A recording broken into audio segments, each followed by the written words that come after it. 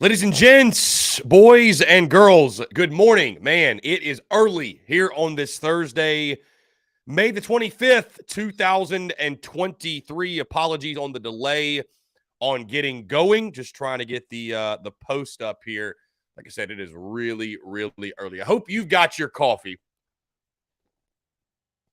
Because I know that I do. And I can assure you all, I'm excited to chat with you all. We got a lot to get into. But I can promise you that I will never move TDC to a morning time slot if I have anything to say about it, which I always will. So we will never move the Daily Crow to the Morning Crow. I can assure you that. But guys, just wanted to make sure we got it in today. Going to be hitting the road later today, and was not going to be able to do TDC this afternoon. And I thought to myself, we can't preview the baseball game on yesterday's show. So why not? Let's get it in. Let's do it. And let's bite the bullet. And let's go live this morning. And again, guys, like I said, excited to wake up and chat with each and every single one of you. Give me just 1 second. Here we go. Okay. We are just throwing up the daily TDC post, if you will, to let everyone know that we are live, because I'm sure many folks don't even realize that we're live right now. There we go. All right, cool. I see Travi, Austin Miller, John Edward, Brendan M., Will Hall. Brendan says, never do this again, please. Brendan said he was going to cut on TDC and go back to bed. So Austin Miller said breakfast and TDC, name a better combo. Austin, I agree, man. Thank you so much. Again, I've got my coffee. This is my second cup already. I hope you guys have got something to get you rolling. I'm admittedly not much of a morning person in the sense of I'm normally more of a night owl. I'm trying to get better about that. I do like waking up in the morning because you get a jump start on your day and you get after it and you get things rolling. And, I feel like you get a lot accomplished in the morning, but I don't know. I've been someone who has been a bit of a night owl, if you will. So I'm kind of trying to change that. But like I said, guys, I can assure you we will not be the morning drive, the morning crow anytime soon. I do enjoy our noon to 3 time slot, so we will stick with that. Also, those in the Big Cock Club Discord, whenever the TDC questions channel, the TDC questions channel, be sure your questions are answered there. Maybe because it's a morning show, maybe I should. I'm energetic, boisterous. Back to sleep, my guy. We'll lull you all back to sleep. No, I'm kidding. No, we'll get after it. My goal is for you to not fall asleep, and why should you? Because it's game day. South Carolina, Texas A&M coming up in just 2.5 hours, guys. We will be watching that game in the Big Cock Club Discord. Make sure you join patreon.com/Big Cock Club. You want to watch that game with us, you can in the Discord. It's simply just $9.99 a month. And guys, we will be streaming all of South Carolina's postseason play in that. You don't want to pay for ESPN Plus. You don't want to pay for SEC Network, or you just simply like to watch the game along with us, guys. It's always a lot of fun. Be sure you join today, the Big Cock Club, patreon.com/Big Cock Club. Or if you have any questions, be sure to let me know, and I will point you in the right direction. You can click the link in bio, in our social media as well, and that will take you to the Big Cock Club, where you'll be able to get access to the Discord as well. Also, 20% off merchandise. No big deal. You get that. And again, I'm excited, guys. We're relaunching our merch, relaunching our store here in the next couple of weeks. Really looking forward to that. Excuse me.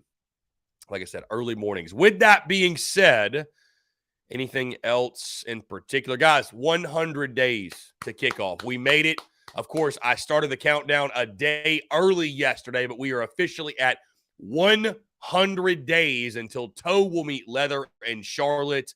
We'll have some discussion on that later in this show. Guys, of course, no guest appearance today. Only a 2-hour show. We'll go till 10 o'clock.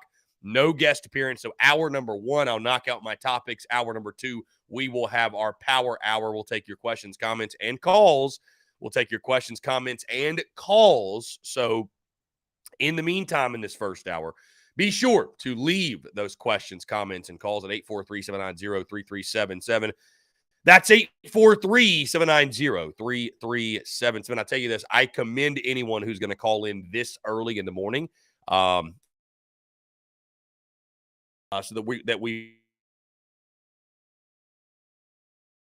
some morning calls for TDC. Why not? Anyways, guys, with that being said, let's go ahead and dive into it.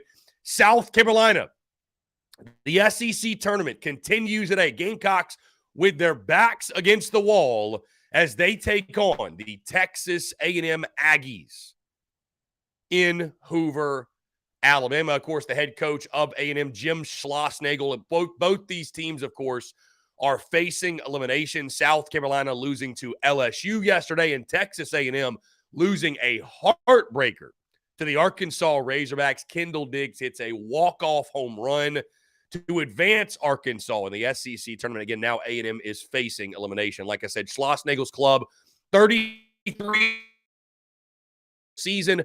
They went 14-16 in SEC play. And guys, it's the Texas A&M club that went to Omaha a season ago. You might recall we talked about, we talked about Texas A&M a lot in the preseason because Mark Kingston had mentioned many times he had modeled the way he built his ball club off of what Texas A&M did a season ago, which was they very heavily leaned on the transfer portal. A lot of these different transfer guys, these new faces, if you will, and A&M was sort of the guinea pig or the poster child now for can that work? You know, will that work? And sure enough, for A&M, it worked wonders as they went to Omaha, Nebraska a season ago.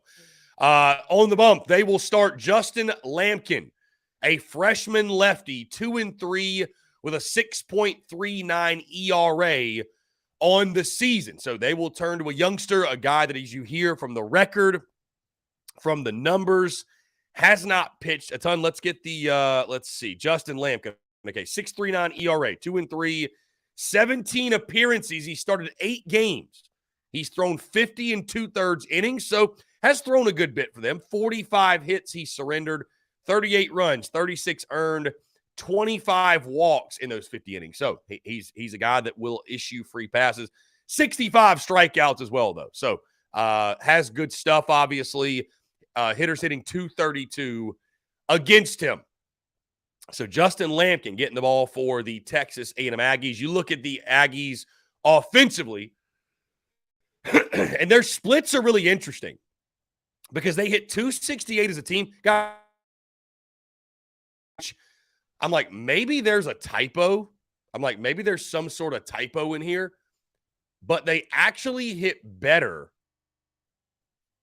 against SEC pitching, hitting 270 on the year. You look at players to watch for in today's game for Texas A&M.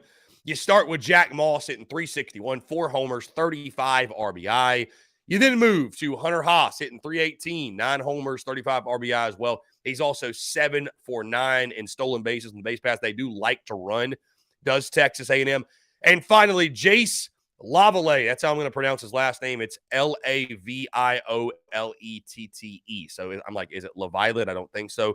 Jace Lavallee hitting 302, 19 home runs, leads Texas A&M in that category, 58 RBI, 18 for 21 in stolen bases is Jace. So this is still, I would say, guys, a very dangerous Texas A&M team. They have struggled on the mound, by the way. Circling back to that, guys, it has been a struggle for A&M, a 5.64 overall ERA, but that conference ERA is really what sticks out.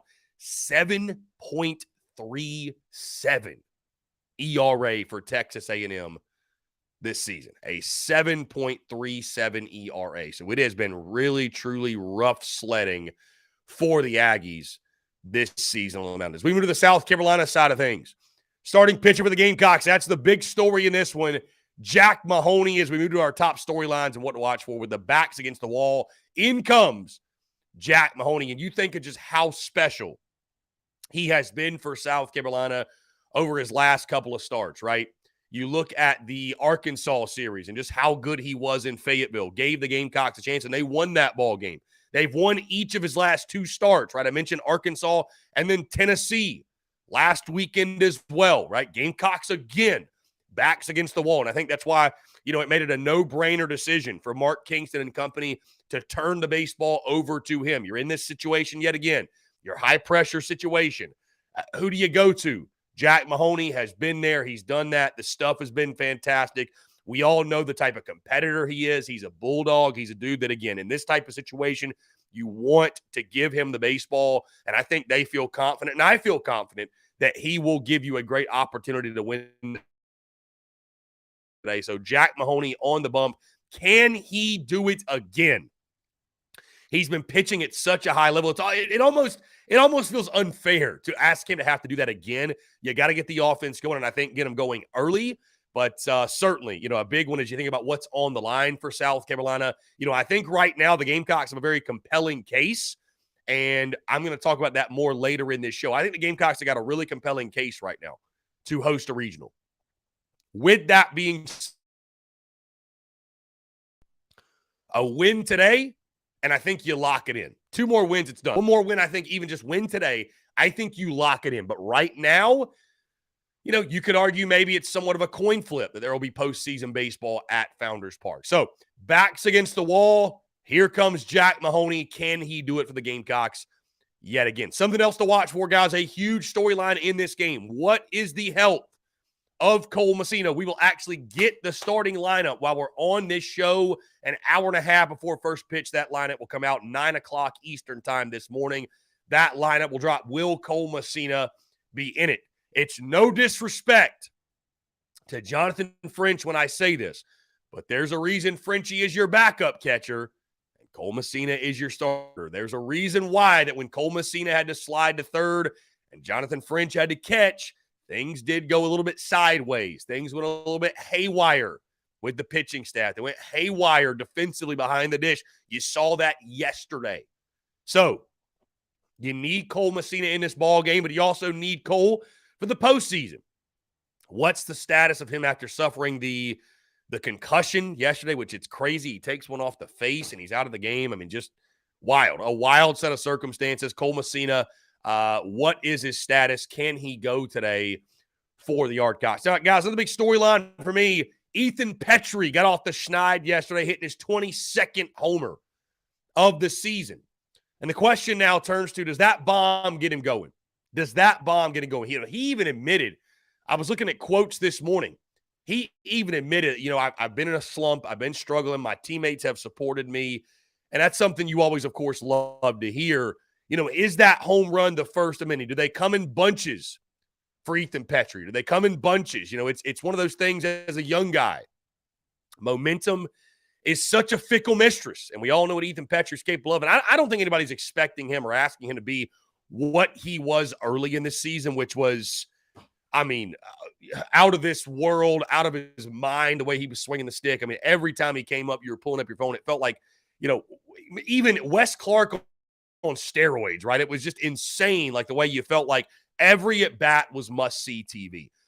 Does that home run yesterday, though, does it kind of loosen him up a little bit? Does it flip a switch for him mentally and kind of baseball team when you think about just how pivotal a player, how pivotal of a piece Ethan Petrie is for this ball club? Certainly it's a big deal if he can get it going. He makes everyone around him better. Guys, something else I'm watching for, another big storyline in this one, the pitching depth for both sides. Pitching depth for both sides. Where does each team stand going into this ball game? Right? Texas A&M, they're dealing with it. The Gamecocks, of course, are dealing with it. Who do you turn to after Jack Mahoney? Do you go back to Cade Austin? Is Chris Veach available? Outside of that, where do you go realistically? See, this is the problem you start to run into, right? You need Jack Mahoney to give you, I'd say, guys, 6 or 7 quality innings. You'll figure it out from there. But after today, let's just say you win. It's like, where do you go? Who's available in the bullpen? Like, you really got to start to piece this thing together. And as you saw yesterday, hey, you're going to ask guys like Nick Proctor, like Jackson Phipps, like Brett Thomas to pitch in some situations that, maybe they haven't pitched in those high pressure situations, but Welcome to tournament baseball, where you're going to have guys step up, and you're going to place some guys in some situations they're not really familiar with, or maybe they're even not comfortable being in, right? Maybe they're not even comfortable being in. So pitching depth for both sides, who cracks first on the mound, going to be really interesting to see. And guys, my final storyline is this. The morale of both teams, what is it? The morale of both teams and who handles the pressure better, right? I mean, both these teams, backs against the wall, loser goes home, the winner advances. Guys, if the Gamecocks do win, they will play tomorrow at 3 o'clock. I know we'd all love some afternoon baseball for sure. But what is the morale of both of these sides? You know, both coming off tough losses. I think A&M, certainly, you think about them, is there any sort of hangover effect from the Arkansas game, losing on a walk-off a game they felt like they had in the bag, right? They felt like they had secured. Came back in that one, had a great chance to win, and certainly, again, they suffer the heartbreaker to an Arkansas team that we're all very familiar with. And then you have the Gamecocks that are fighting for postseason seeding, the opportunity to host. Have they done enough? Have they not? Right? You can take care of that conversation if you can win a game or two in Hoover. So what is the morale of both? You know, I think a lot of this, guys, is who's more energized, who's more excited to play. You know, the team that brings the intensity, brings the energy, sets the tone. Going to be really, really interesting to see in this ball game. Guys, let's have my key player for today's game. My key player for today's game, I'm going with Jack Mahoney, man. It's just simply put, getting a quality start out of him means everything. I mean, when you think about this point in the tournament right now and the arms you've used, who you have left, you desperately have got to get – and again, it goes back to setting the tone. I feel confident, guys, the Gamecocks will hit Lampkin. More on that in just a second. I feel confident that South Carolina will be able to be productive swinging the stick today. It's all about Jack Mahoney, man. Can he be that dominant for the third straight start? Can he be that dominant dude? Can he be that tone setter? Can he be that guy for South Carolina that backs against the wall? All the pressure is on him. He has seemed to risen to the occasion each and every single time. Can he do that for a third consecutive start? I'm putting it all on Jack Mahoney. He is my key player for today's game, which leads me into my prediction, which, guys, of course, I've already posted it, so I will spare you the dramatics. But I do think the Gamecocks will get the job done. I really do. I feel good about this ball club. Listen, yesterday was a tough one. LSU, one of the elites in their muscles a little bit. Also, of course, the umpiring crew, I guess they flex their muscles as well. But, guys, here's the good news. Texas A&M is not LSU, right?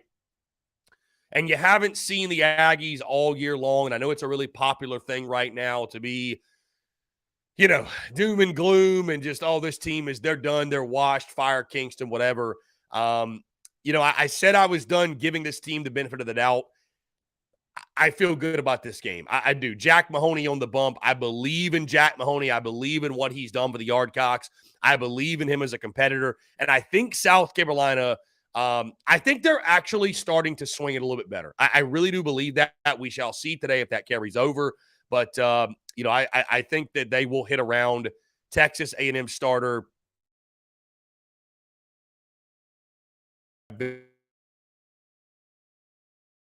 They've been really bad in conference play, and so I think that carries over. I think they're hurting on pitching depth. I think South Carolina will do just enough to get it done. Give me Yardcocks 7, Texas A&M 4. So, again, I got the Gamecocks winning this one 7-4. I think they will advance, and if they do, Carolina in turn will play, I believe, the loser of LSU and Arkansas. Gamecocks would play tomorrow at 3 p.m. Eastern, which, yes, they would play the loser of LSU and Arkansas. So the Gamecocks may be getting that rematch with the Bayou Bengals. But again, lock me in. Carolina 7, Texas A&M 4.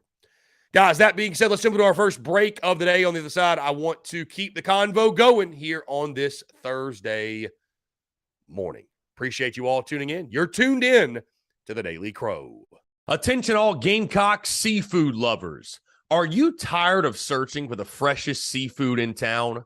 Look no further than the Carolina Fish Market, your go-to destination for the finest and most flavorful seafood in the Carolinas and beyond. Introducing the new Carolina Seafood Subscription Box, a culinary delight delivered right to your doorstep. Each month, you'll receive a carefully curated selection of fresh local seafood sourced directly from the waters of the Carolinas and beyond. From succulent shrimp to mouth-watering grouper to flounder or tuna and everything in between, their subscription box brings the ocean's bounty straight to your Gamecock kitchen. What sets the Carolina Fish Market apart is their commitment to quality and sustainability. They work closely with local fishermen and women who use responsible fishing practices, ensuring that every bite you take supports both your taste buds and our precious marine ecosystems. They've even won Best Seafood 5 out of the last 8 years.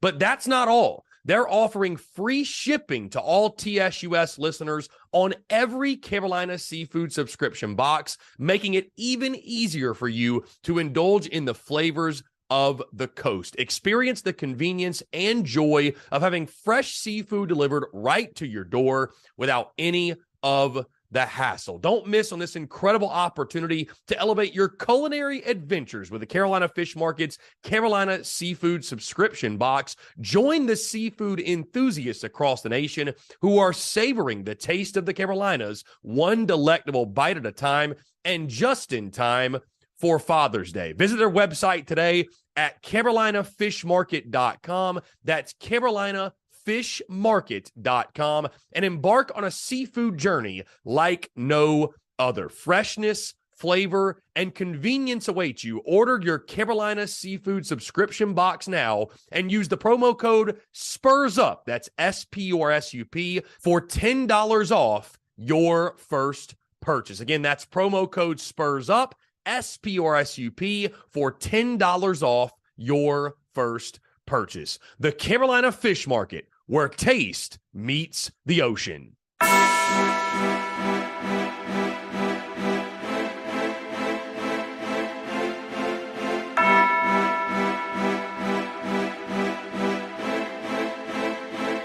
Muscle Dougie, ho.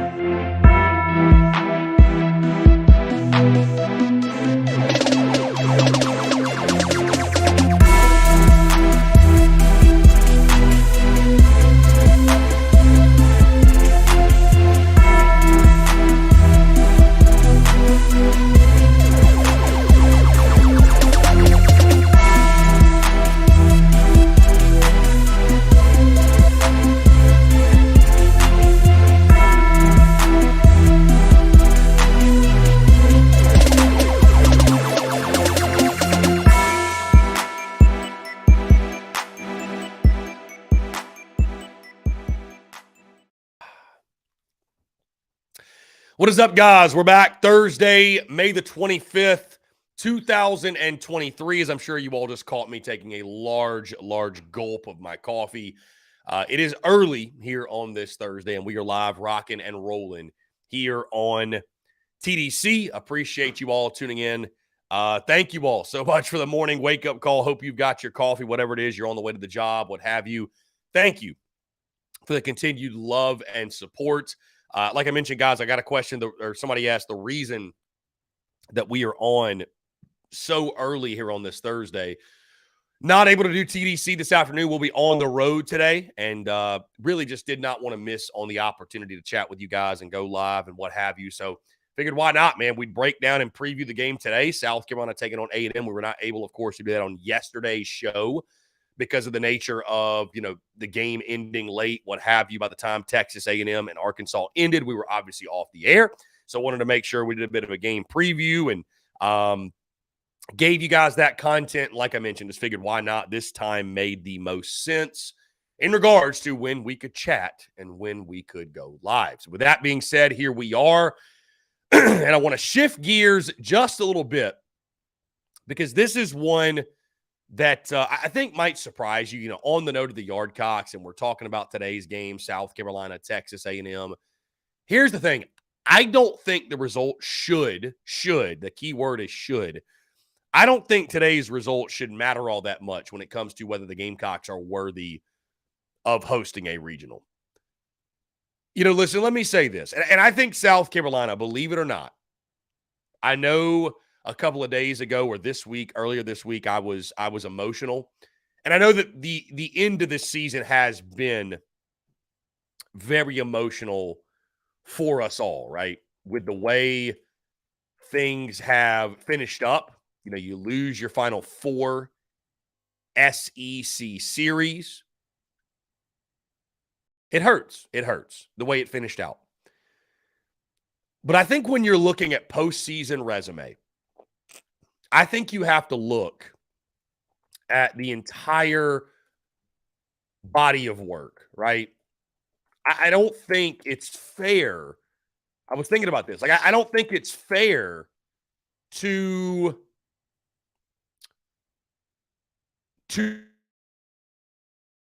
punish a team for finishing cold. I just don't think that's necessarily fair in regards to the body of work is the body of work. The record is the record. And when you look at South Carolina, this is as of yesterday, right? With yesterday's loss, you sit at 39-18. 16-13 is what you finish in SEC play. You've picked up a win in Hoover, so make it 17-13. Your first 6 SEC series, you went 13-4. Your last 4 SEC series, you went 3-9. You hit 110 home runs, make it 111. 7th in Division I baseball. And, of course, like we mentioned, guys, Ethan Petrie with the 22 bombs, a freshman program record, right? You then go to RPI for the Gamecocks. South Carolina, and that'll be the big question. Does the committee, because there's, of course, a committee that decides all this, does the committee put more value on RPI and strength of schedule and then take that record into consideration? Or do they look at the fact the Yardcocks finished cold? Do they look at those numbers in the last 4 SEC series and shy away from giving South Carolina postseason baseball at Founders Park? But the Gamecocks rank 6th right now in RPI. Again, 39-18 overall, 9-10 on the road, 4-1 at neutral sites, 26-7 on their home field. Guys, to give you some perspective, Carolina is 39-18, Arkansas is 40-15. I understand the way they finish in SEC play. Kentucky 36-18. Everybody's got them locked in as a host. I understand where they finish in SEC play. All right. Even Clemson, who's red hot, only has one more win than South Carolina, 40-17. Gamecocks 39-18, right? You then look at the strength of schedule. Gamecocks ranked 10th in the country. 10th in the country in strength of schedule. Admittedly, I don't have all the numbers pulled up. What's your record against top 50 RPI, top 100 RPI, whatever.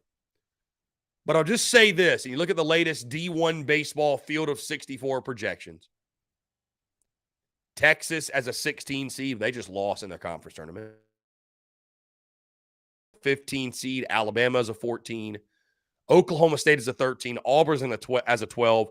Miami, the 11. Coastal Carolina, 10. Kentucky, 9. Virginia, 8. Vandy, 7. Clemson, 6. Stanford, 5. LSU, 4. Arkansas, 3. Florida, 2. And Wake Forest, number 1. And maybe this is my cry to the committee because, and here's the thing too, the Gamecocks can take care of this entire convo today with a win over Texas A&M. You win that game, I think it's done. South Carolina in the polls, in the projections, they are being punished, and they are being punished fairly. Unfortunately, the Gamecocks have nobody to blame but themselves for the position they've put themselves in. But with that being said, you have to take into account, my opinion, the entire body of work. And the bottom line is this. South Carolina at one point was 34-6. They were even being projected as the number 1 national seed. Now, did they fall apart down the stretch? Yes, they did. Did they collapse down the stretch? Absolutely. But I still, when I view this Gamecocks baseball team, in my opinion, this is a team that when you look at the way, again, they navigated SEC play, and with that win against Georgia on, Tuesday, 17 SEC wins. In my opinion, 17 SEC wins. When you factor in their RPI, you factor in their strength of schedule, to me, that to me is good enough to host a regional. I just think so. I think a 17-win, just shy of 40-win SEC ball club should be hosting a regional, should be hosting postseason baseball. You also, guys, hey, let's call it for what it is. You know what also factors in? Your stadium, the atmosphere, where it makes most sense. I mean, Founders Park, one of the most elite atmospheres in college baseball. Right? I think Carolina has done enough. I'm not trying to sound like Mark Kingston up here, by the way. I'm really not. I think the Gamecocks, again, can make a statement today. You take care of business against A&M. But I think South Carolina is a really, really compelling team going in the postseason. I know I'm already kind of looking ahead, but this is just on my mind. Like, it's interesting to me because if you flip-flop the season, if you flip-flop the way Carolina started and finished, I mean, that's exactly what happened in the upstate. Look at Clemson. Their record's they're one game better than Carolina. But perception's everything. And if you start slow and finish hot, that's much better than starting hot and finishing slow. It just is, guys. Like we said, it's recency bias, as they say in football. They remember November. That's what it comes down to. So, while I understand that, I just don't think with the Gamecocks you can completely just write off what they did the first 40 games. I just don't think you can do it. I don't think you can completely write it off, right? I don't think it's fair to completely write it off. Again, you take care of your business today, that conversation takes care of itself. But I think even if you lose to Texas A&M, while and here's the other thing too, though, what does the committee value? Because you went 4-5-1 in SEC series this season. That's the really tough thing to grasp for this team. And I know that I think it was, Chris Burke kept saying 4-6. 4-5-1 is actually technically what you did because you split with LSU in the regular season. So I understand that argument. To get that argument. I really do. But I think the Gamecocks, in my opinion, have done enough. When you look at, they took 2 of 3 from Clemson, swept the Florida Gators. And maybe I'm being biased. Maybe I'm being biased because I want to selfishly see postseason baseball at Founders Park. Maybe that's what it is, right? But I think the Gamecocks have done getting the W against the Aggies? Absolutely. RPI, you factor in 17 SEC wins, you factor in 1 win shy of 40 wins. I think they've done enough that when it all happens on Monday, when the selection show takes place, I think Carolina should be one of the 16 hosting sites. Will it happen? We shall see. And I know we'll have our fingers crossed because, you know, it's a huge difference going on the road versus hosting. I mean, it's a massive difference in regards to your chances to advance, in regards to just the overall feel. And we all know what postseason baseball, we all know what that feels like at Founders Park and how electric that is and how incredible that is. So, you know, fingers crossed that it does happen and the committee agrees. But I think Carolina's deserving. No matter what, I think Carolina's done enough. You know, I think the Tuesday win against Georgia, I know it's just one game, but just winning that game even, you know, I think, you know, gets the good feelings back in there. Again, you can emphatically make your statement today. And if you do that, the discussion's over. Carolina should absolutely 110%. They should be a regional host. They should sneak in there. And, you know, I think they'll have done enough. We shall see what the committee thinks on Monday. Going to be really, really interesting to see. Guys, we're going to jump into another break. On the other side, we'll keep the conversation going here early on this Thursday morning. You're tuned in to the Daily Crow. Attention all Gamecocks seafood lovers. Are you tired of searching for the freshest seafood in town? Look no further than the Carolina Fish Market, your go-to destination for the finest and most flavorful seafood in the Carolinas and beyond. Introducing the new Carolina Seafood Subscription Box, a culinary delight delivered right to your doorstep. Each month, you'll receive a carefully curated selection of fresh local seafood sourced directly from the waters of the Carolinas and beyond. From succulent shrimp to mouth-watering grouper to flounder or tuna and everything in between, their subscription box brings the ocean's bounty straight to your Gamecock kitchen. What sets the Carolina Fish Market apart is their commitment to quality and sustainability. They work closely with local fishermen and women who use responsible fishing practices, ensuring that every bite you take supports both your taste buds and our precious marine ecosystems. They've even won Best Seafood 5 out of the last 8 years.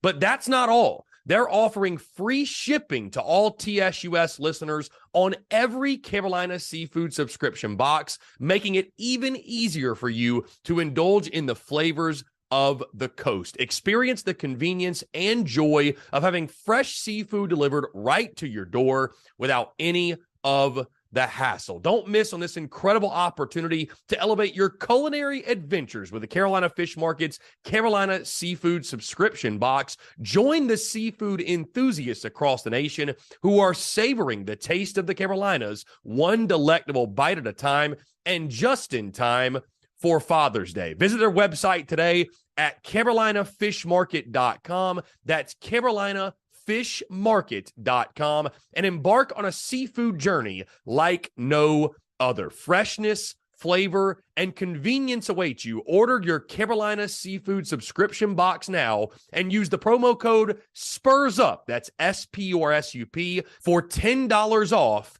your first purchase. Again, that's promo code SPURSUP, SPURSUP, for $10 off your first purchase. The Carolina Fish Market, where taste meets the ocean.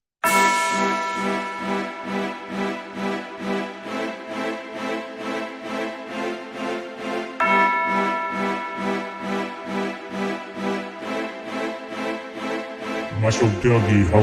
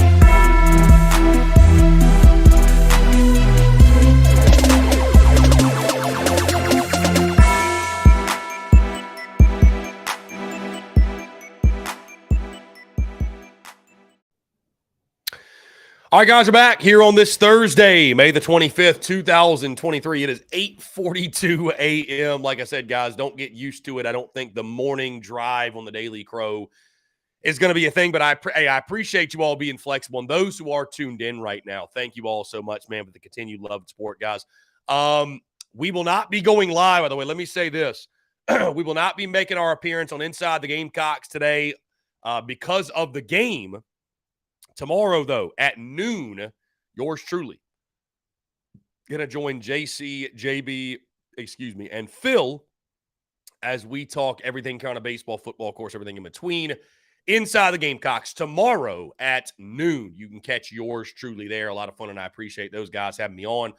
Always a pleasure to talk ball with those guys, JC, JB, and Phil. Like I mentioned, guys, no guest today because of the morning show. First pitch set for 10:30 this morning in Hoover, Alabama, and we will roll until 10 o'clock, which after that point, we'll jump into the Big Cock Club Discord, and we will watch South Carolina. Huge. With that being said, 100 days until kickoff. Ladies and gents, we have officially made it to the countdown, and I know I started the countdown a day early yesterday. I simply could not help myself. Couldn't help myself. I was so excited. I was like, you know what? Let's find a 101-yard touchdown to get the countdown going. And, of course, we had one last year in the Gator Bowl. So every single day, you'll see it on social media. We'll be dropping a countdown video, 100 days, 99 days, 98 days, 97 days, all the way up until kickoff in Charlotte, North Carolina. And the countdown's a lot of fun, right? Because you started 100, then all of a sudden you see, oh, damn, we're at 60 days. We're 2 months. Then you get into the 30s, like we're a month away. We're in a fall camp. And before you know it, we get to single digits, and there's kickoff, right? And I thought in the spirit of 100 days until kickoff, we'd switch things up a little bit, switch gears, and have sort of a different conversation. And the conversation is this, I really just want to, with 100 days being here, it just brings into focus the football season upcoming, but also South Carolina football and college football as a whole. And I wanted to talk about today just why I fell in love with South Carolina football and my journey of being a Gamecocks fan and my love for Carolina athletics, if you will. And I think this is something I've briefly touched on, but I've never really spent time diving into. And it's something that, we love talking on the field and breaking everything down, the X's and O's and the key matchups and the keys. Love that side of it. But when you think about what makes sports special, and especially college football, like this is felt very, very deeply in college athletics. It's why I'm able to do what I do. It's why we've been able to build TSUS into what it is and what it's becoming. Because of the deep-rooted passion in college athletics, right? It's not something you get in the pros, right? It's not something you get in the pros. Nobody's an alum of the Atlanta Falcons. Like, unless you've got family members who have worked for a pro team, played for that organization, which is very, very few people. It's just not the same. It's a family affair when it comes to college athletics, and that's what makes it special. The people. Every time somebody asks me, Chris, what makes game special? Do you know what I say? Even amidst the madness, even with the slapdickery, the Carolina slapdick community, as I talk about, even with that, and that's a social media thing, right, guys? Like, we have fun with that in our day-to-day. But what I tell people is this: what makes Gamecock Nation, or what makes the Gamecocks so special, is Gamecock Nation. It's the people. The people are what make the difference with South Carolina. It's a special group of people. Even the quote-unquote slapdicks. That's why I say, guys, it's all love. You bleed the garnet and black, hey, especially when it comes to game day, like, it's nothing but love from this side. And it's always nothing but love. We all pull for the same team. And I actually low-key love the slapdicks because it is that relentless passion that people have that, like, people so adamantly disagree with me that, like, they go to extreme measures.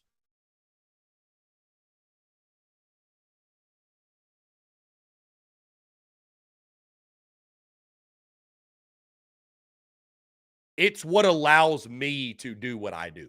It's what allows us to do what we do on a day in, day out basis. But when it comes to like my fandom, the history of my fandom, I know there's there's questions out there, I guess, or whatever.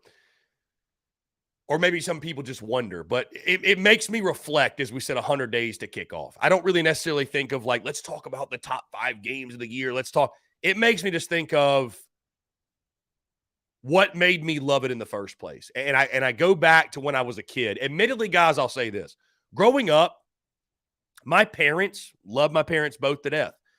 You know, my parents were focused on raising a family. Neither one of them, I would say, was like college football die. I mean, certainly not. My mom could not give a damn about sports. Could not give a damn, which is totally fine.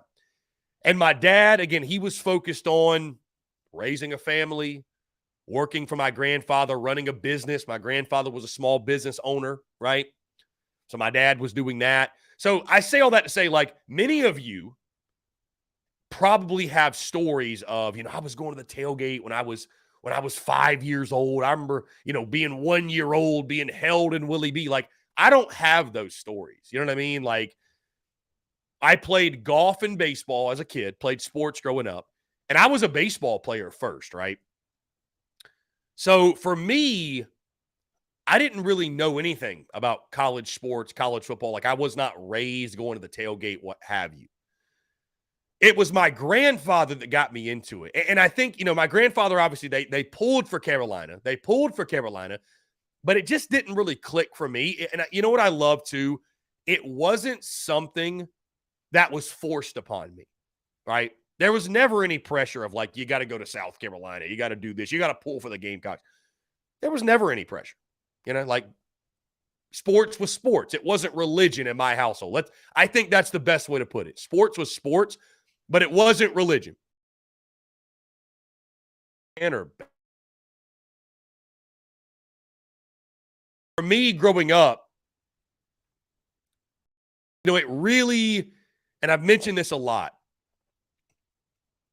when I can really, I recall watching games when I was like 10 or 11 years old. I recall watching games, but it didn't click for me until end of 02, beginning of 03. That when I was 11 or 12 years old. And again, it was my grandfather. I started spending more time with my grandfather. He helped me in golf. He firsthand taught me the game of golf. And like I said, guys, I played competitive golf till I was 16. A lot of people probably don't know that. But I spent a lot of time with him because of that. We'd go out to the golf course, practice, stuff like that. And again, my grandfather did love sports. My grandfather would sit, and this is what was so cool. I had Phil Kornblue on the show. And this is what's so funny about, guys, you know, Phil Kornblue I had on the show. I would call a friend, Kevin McCrary, who is retired, who used to be in that show, hates my guts, talks shit all the time on social media. And it's so funny because I remember being a kid and my grandfather would listen to sports talk every night at 6 o'clock. And I would listen with him. And I would listen to Phil Kornblue and K-Mac. And like, so life comes very full circle. It's like that dude I was listening to as a kid. He's now a retired washout and hates my guts. And it's like funny how life comes full circle. Either way, though, we would listen to that every single night together. That's how you got like all your information. Practice reports, right? This is before social media, whatever. Not trying to age myself, but I just remember falling in love with it, man. Falling in love. Again, I was never pressured, never forced, but it really clicked end of 02, beginning of 03. And I'll never forget, like, I don't know, there's an image that stands up in my mind of like 2003, a newspaper article, and like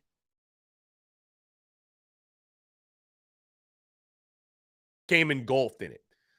My grandfather and I'd call him up. We just have hours and hours and hours of conversation, right? And so, it's funny when people make claims that, and there's people that still do this, that I'm a Clemson fan. He's a Clemson fan. He's a closet Clemson fan, which bonkers claims. Either way, my first Carolina Clemson game was 63-17. That was my first experience in the rivalry. All of my friends growing up in high school were Clemson fans. They all were. And I would get ragged constantly. 63-17. Carolina could not beat Clemson. 2004, 29-7, getting blown out. Corey Boyd fumbles on the opening kickoff, and Reggie Merriweather runs wild, and the rest is history, right? The brawl, right? The brawl that took place. But dude, it was one of those things where immediately when I discovered, or when I really understood, the first Carolina game that I vividly remember tuning into as a diehard. Again, it started the 03 season. End of 02, I really don't recall anything. I think I remember watching the 02 Carolina, Georgia, David Pollock stealing the ball. I think I remember watching that. But again, it didn't really click for me. This is my team. It's in my blood. 03, though, it did. I remember listening 03, the season opener. Carolina played Louisiana Lafayette. They were still Lafayette at that point. I remember watching the end of, because we had a baseball tournament, I remember watching the end of Carolina, Virginia, 31-7, Troy Williamson, 99-yard touchdown, the blowout game at Willie B. I remember catching the end of Carolina getting their tails beat by Georgia in 03. Had a baseball tournament that weekend as well. Like I said, guys, I was a baseball player first. Sports were sports. Or Gamecock athletics was sports. It was not religion in my household. So I was doing the baseball thing. That was my focus. But 63-17 was my first experience in the rivalry. And I've told this story before, but I literally made a bet with my teacher, right? Carolina's going to win. I'll do this. You do that. Carolina got beat the way they did. Dude, I had to wear a paper necklace that was orange and purple. And at the bottom, it had a picture printed out of the scoreboard. And so I always think it's funny when people say I'm a Clemson fan, because I'm like, dude, I did not suffer through that for that. Anyways, and that was really the birth of it, man, that 03 season. From 2004, I would say, probably up until, 2009 when I left for college. I probably watched but my grandfather had a TV in the garage. He had to set up in the garage. I probably watched every game but maybe 2 or 3 with him in that garage, watching every game. I remember watching, the greatest moments, man. 2005, Carolina, Tennessee, that kick in Knoxville. Carolina, Florida, 06, Carolina, Clemson. Yeah. And it's why I always say too, guys, I was a baseball player first. So I went to the Clemson baseball camp. I wore a Clemson hat. Guys, I'll just tell you right now, I would have went to Clemson, man. I would have went to Clemson to play baseball. Hate me if you want, but I wanted to play D1, man. I wanted to play college baseball. That's it. So, not to change the subject of the conversation, but I always just think it's funny that, people try to spin it. He's a Clemson fan. Couldn't be further from it. Admittedly, I did not have the same hatred for the Tigers on the diamond as I did on the football field. I just saw baseball as baseball. I knew I was a Carolina baseball fan, but I didn't hate Clemson to that degree. I was like, they're just a baseball team. I'd go play for them. It doesn't even bother me. I wasn't raised. I really wasn't. I'll put it to you this way. I wasn't raised to hate Clemson. I was raised to like South Carolina. Hating Clemson came with time. Hating Clemson came with the rivalry games. I didn't like them by any stretch, but my level of disdain for Clemson now, I didn't come out of the womb with that. I didn't start with that. You know what I mean? I knew I didn't like them, but losing games to them is what more than anything really built that angst, right? But in that picture, yes, I was a South Carolina fan, believe it or not. Just like the hat. That's it. But my love for Carolina, man, and that's something else that it grew and it grew and it grew. And, it's because of the relationship I built with my grandfather. And it's cool, as we said, 100 days to kick off, just thinking about that. And, he's been gone now 9 years. 9 years ago, it was 2014 when he passed. This time, actually, 9 years ago. It's crazy to think it's been that long, right? You get so accustomed to having people in your life, and then you get so accustomed to not having them there. It's crazy to think like life just keeps going, and you just become so used to people that were such monumental parts of your life, like they no longer exist, and you have to just like operate as normal. But it's my grandfather's influence, truly, that's it's my grandfather's influence, truly, that motivates me on a day in, day out basis. That is a huge reason why who I am. And it's also why I'm able to, I'll tell you this, guys. I think one of the big reasons, because I think about why am I wired the way I am? Why am I not wired like some others? Because it does take, for me to do what I do, you have to be able to separate yourself from the fandom, right? You have to be able to separate yourself from the fandom a bit. You do. For me to say some things I say, I talk about the Gamecocks differently than a lot of people. I say some things, I'm able to be brutally honest and have banter and be blunt about things to a degree that many others are not. And I think about why am I able to do that? A lot of it's because of my grandfather. A lot of it's because of him, because while he made me a Gamecock fan, and I love the Gamecocks, I do, but while he made me a Gamecock fan, he was always able to talk about it bluntly, to talk about it honestly. Like, it wasn't one of those things where my grandfather's identity as a human being was not being a Gamecock fan. My grandfather was a great man. My grandfather was a husband. My grandfather was a father. My grandfather was a grandparent. My grandfather was a business owner. My grandfather was a thinker. My grandfather was a gardener. My grandfather had hobbies. My grandfather was a golfer. He wasn't just a Gamecock fan. That was just part of him. That was just the completely engulf his identity. And I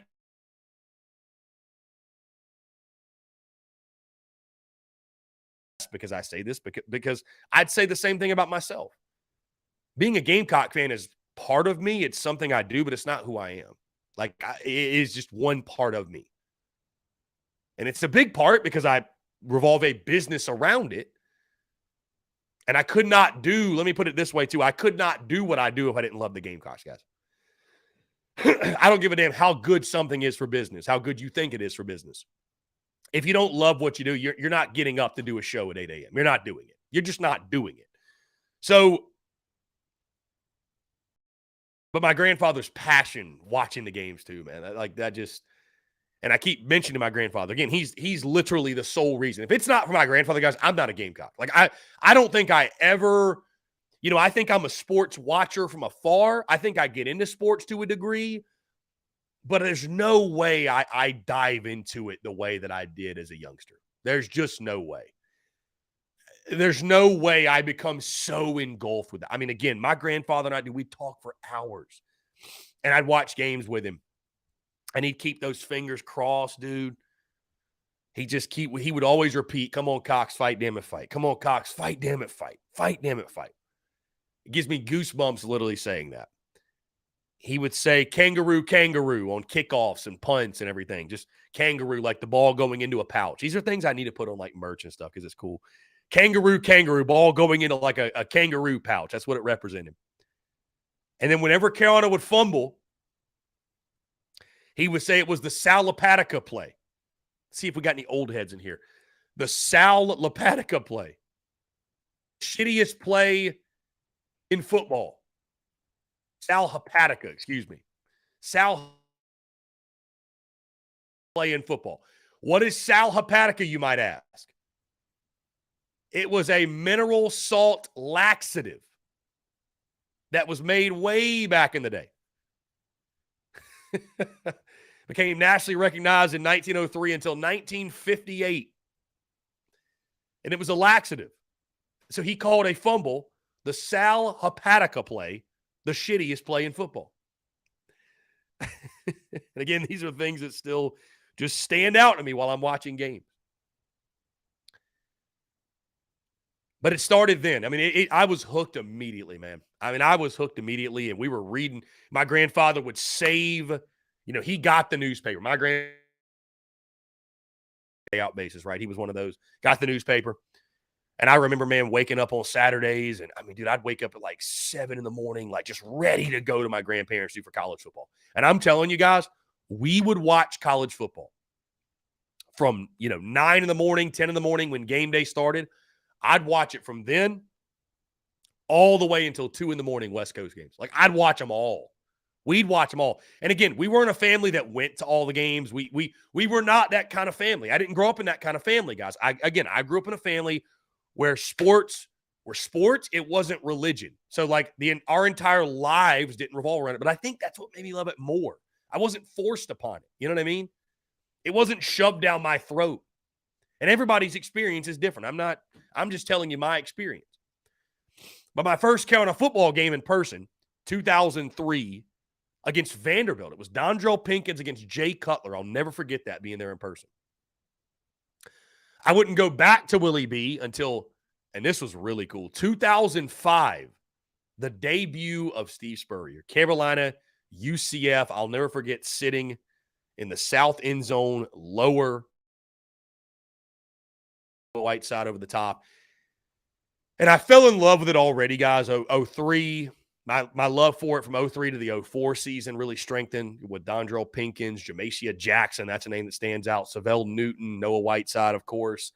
I mean, I'll never forget 2004, for example, watching Carolina beat Arkansas. Savell hits Troy Williamson. He does that little spin move and scores the go-ahead touchdown. Coach Simpson with the pick to seal it off of Matt Jones, by the way. That's a name for you. And I remember going to school. This goes to show you how much Spurrier changed the culture. I remember going to school that following Monday. Like, we didn't have cell phones or anything. And again, I feel like I'm aging myself here, but like, we didn't have cell phones or whatever. At least I didn't have a cell phone.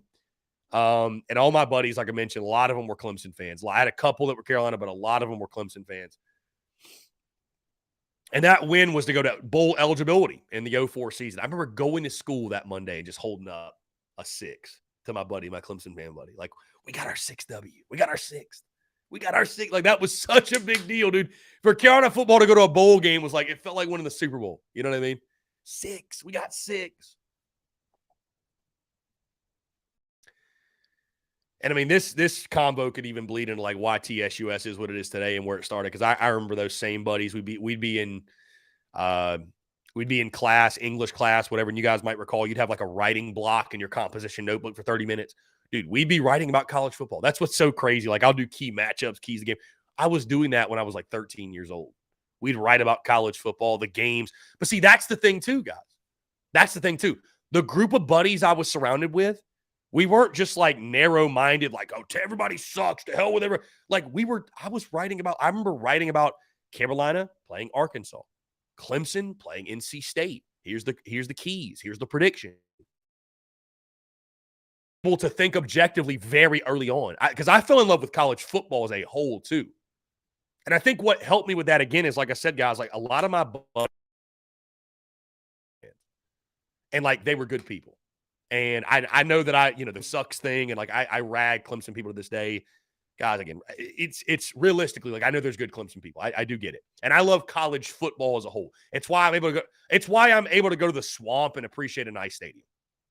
Hell, I can go to Clemson and appreciate a nice stadium. Go to Willie, appreciate a great stadium. Appreciate great fans. Appreciate a great campus.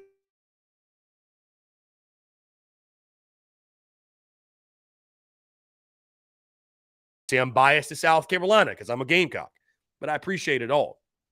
But anyways, though, when 05, Spurrier's debut, man,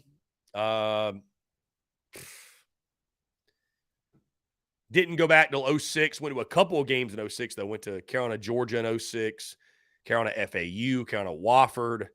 And then I wouldn't go back for a while, I think. I went in 2008, Carolina, Arkansas. And again, then I went to college, and the fandom just grew and grew. I went to 09, Ole Miss, went to 11, Carolina, Florida. I mean, all throughout. So it's as we sit here 100 days till kickoff, and I'll wrap it up because we got to get into your questions. We're coming up on 10 o'clock. We're in our second hour. As we sit 100 days to kick off, I think it's just really cool to think about not just the X's and O's and on the field and the predictions and the breakdowns. And like we get, that consumes us, and it consumes us because we love it, but to also think about like why you first fell in love with it. And for me, the thing that stands out is and I talk about this in our Hope Springs Eternal piece that I love so much, but the relationships you build, it's the people, man, the people that get you into it. My relationship with my grandfather, without that, I wouldn't be a Gamecock fan. I wouldn't even be probably a fan of college football nearly to the degree that I am. And it's because of his influence that I sit here really before you today. I mean, that's really why. And I wish that I don't have any regrets in life. My one wish that I had, though, is that he was here to see this, because I'll never forget, guys, just one quick story and then we'll wrap it up. 2006, I watched that Carolina, Florida game with him, the Jarvis Moss block. That's the last time I cried over a South Carolina football game. I was 15 years old. Give me a break. High school used to make it would like fold over or whatever and then open up, right? And I don't know if we had like a project or something, or I was just doing it. But I'll never forget, guys, because my grandfather would read the state newspaper, right? He would read it when Joe Person was there. Shout out Joe Person, who I think is with the Panthers now. But, they would do breakdowns and stuff like that. And so I made my grandfather a pamphlet to preview the Carolina, Florida game. And I'll never forget it. It said South Carolina, Florida, like clip art, right? Carolina, Florida. Had a picture of Savell Newton on the front. And you open it up, and what did it have inside, guys? Keys to the game. What are the 3 keys of the game? A key with an explanation. And I think back to that, and I'm like, it's because of my grandfather's influence that instilled that passion in me so early on that made me even want to do that. And now I'm at the point where, like, I do that for a living. Like, I do that on a day in, day out basis. We do that for every game. And so it's just kind of crazy how that all works out. And, again, I don't regret anything. I do wish, though, that my grandfather was here to see all this. And I know he's looking down and very proud of what we've done, what we've accomplished. And I think he would be, he'd be very proud of it. But it's those relationships, man. It's why I fell in love with Gamecocks athletics. It's why I'm unfazed by, you're a Clemson fan, you're this.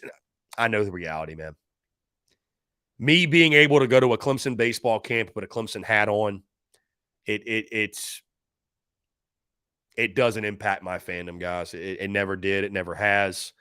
I've been a Gamecock through and through since I can remember. And guys, I joke, but it's true. Nobody chooses this life. Nobody bandwagons the Gamecocks. It's something that gets in your blood.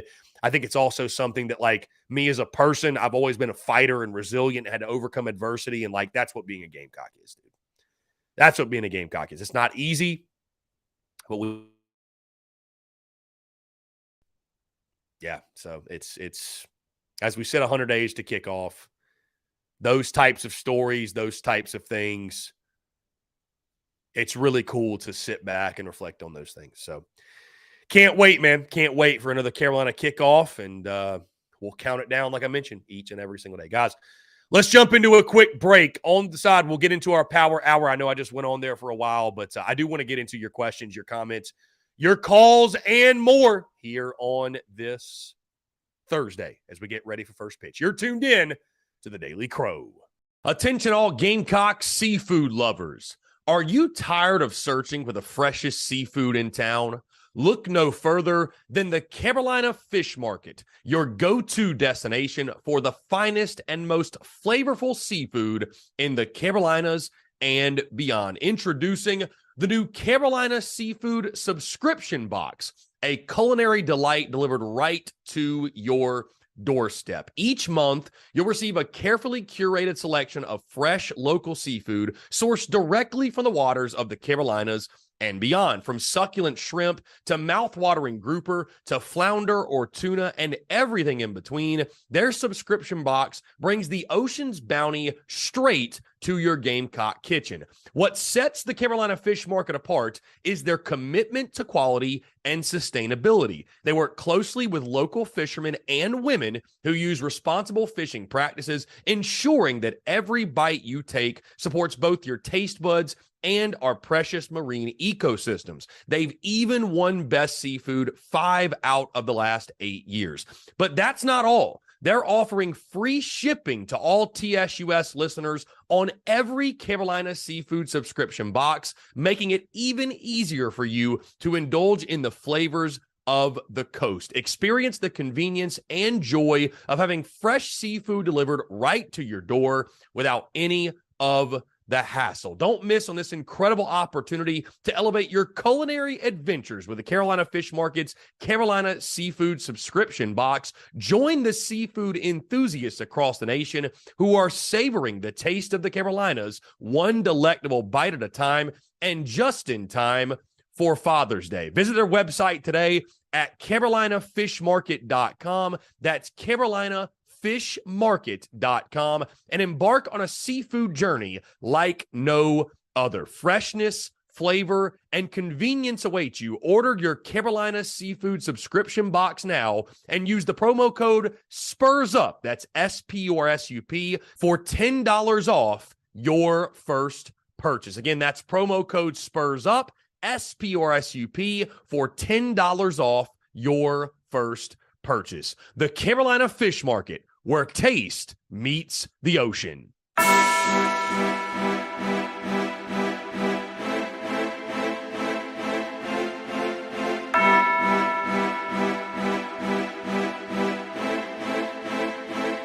Marshall Dougie, ho.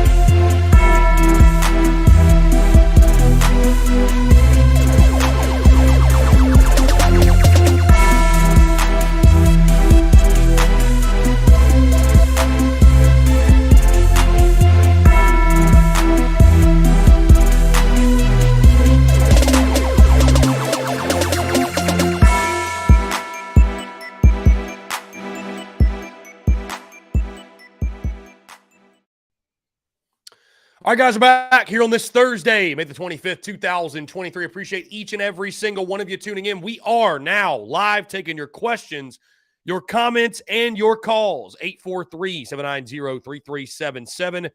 That's 843-790-3377. Again, the phone lines are open, and be sure to flood the chat as well with your questions, comments, calls.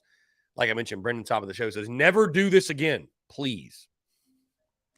Here we go. All right, cool. Let's jump to the phone lines. Call from Will from Dirty Myrtle. Will, good morning, my friend. How are you? Good, man. How about you? I'm doing fantastic, man. I appreciate you asking. What's going on?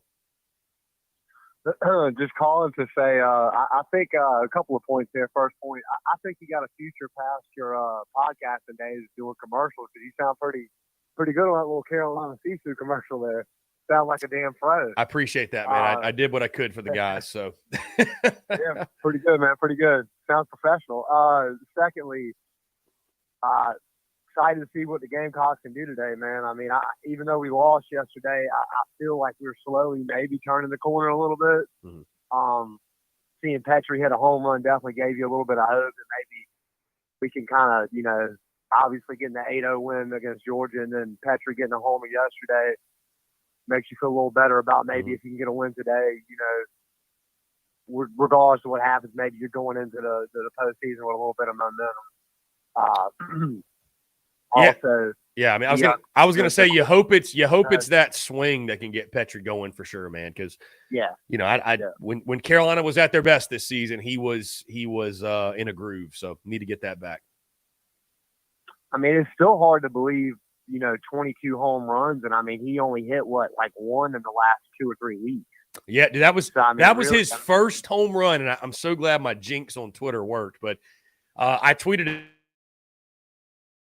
Not had a home run since April 21st against Florida in SEC play. And again, I'm glad that my jinx worked for the positive and he got that monkey off his back. And I think it will help him moving forward that he's not just thinking about it so much now. Yeah. And any word, because I've kind of been a little bit out of the loop. I've been so busy the last week or two. Is Will Sanders going to be coming back on that? Was it ankle, foot, or whatever it is, or is that done? Yeah. So, I mean, I don't know when. I don't think it'll be this week. Mark Kingston mentioned they're hopeful and optimistic they will get him back for next week. So, okay, postseason then. Yeah. Okay. And then one other thing, the little poll question you put up about who's going to get more playing time, whether it be Sellers or Joyner. You can almost throw Doty in there. What about who you think gets more playing time, Doty, Joyner, or Sellers? Because you feel like Doty's probably the first in cleanup time, or whether that be if we're losing big or winning big. How long does that last? Do we see Sellers in a Tim Tebow package? Do we see Dak kind of in the Wildcat kind of package? I mean, just curious to see what happens going into the year because you almost feel like there's more of a cutout role for Dak and for Lenore than there is for Doty as far as playing alongside Spencer while Spencer's playing. It almost feels like Doty would come in more, you know what I'm saying, is the bona fide second guy rather than having any kind of role besides Spencer. No, listen, that's a good point. I guess we should have thrown that in there. Will Luke Doty actually get more snaps under center than any of the other guys? So there's a good chance. I mean, listen, there's a good chance. I think Spencer Rattler obviously is going to get the majority of the snaps, or if not all of them. Right. So we'll see, but it's Gamecock football, man, has a way of surprising us because we're on the outside looking in. And last year it was like Tanner Bailey, Braden Davis, and heck, it was Luke Doty in garbage time that got all those snaps. So it might be that same way again. Yeah, and maybe I guess it's just a Gamecock optimist. I'm just like, man, maybe Sellers is that guy going forward that we can actually, look at and say, well, there's the future. Because, I mean, it's been a while since we haven't had a whole lot of quarterback success, but really a freshman that came in that really excited you. Yeah. Shouts out to Jake Bentley in the Muschamp era, but he was really the last guy that came in as a freshman you were really excited about. I mean, Helinski, that was kind of quick in and out. But, yeah, Lenore seems like, man, that could be the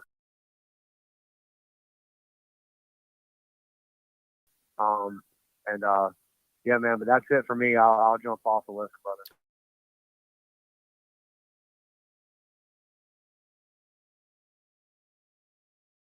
Luke Doty that gets the majority of the snaps in the backup spot or just in the garbage time. We'll see. How much time does Luke Doty get? Let's see. Austin Miller said earlier, breakfast and TDC. Name a better combo. Love that. Let's see. Travis said, I bet less slapdicks are in here, though. More of a mature audience because people are actually up. Working. Will Hall, so I got my coffee and trucking on the desk, treadmill at work. Appreciate the distraction. Hey, doing what I can, man. Daddy Go said, is Sanders going to be back next weekend? Per what Mark Kingston said, it sounds like that is the most likely case. I mean, you obviously hope so, but I mean, we don't know 100%, Daddy O. Bruin Nation said, wake and bake. I hear you, man. Daddy O said, my 10-year-old still sees Petrie as must-see TV. He never misses an at-bat. I hear you. Gamecock fanatic Chris, do you think we use Matthew Becker today? Also, would they save him? That's a good question. I don't think we'd use him today. I don't think we would. Just my honest opinion. I don't think we'd use him today. Brandon Jackson said, win today in our baseball brand in Founders Park will make us a host. I think that's a good point. I think that's a really good point in regards to things that make us compelling to host, our brand, our ballpark, I think for sure. Austin Miller said that Clemson series win looks better. I agree with you. It really does. Jacob, find a way to get to 40 wins, and I think we host. I would agree there as well. Yeah, I would agree there as well. I would agree there as well.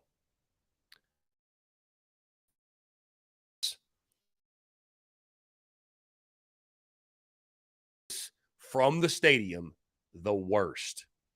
Yeah, that was a rough one. Travi, I apologize for any of the internet. The internet issues have been weird today. I don't know if you guys have experienced that. First game. Yeah.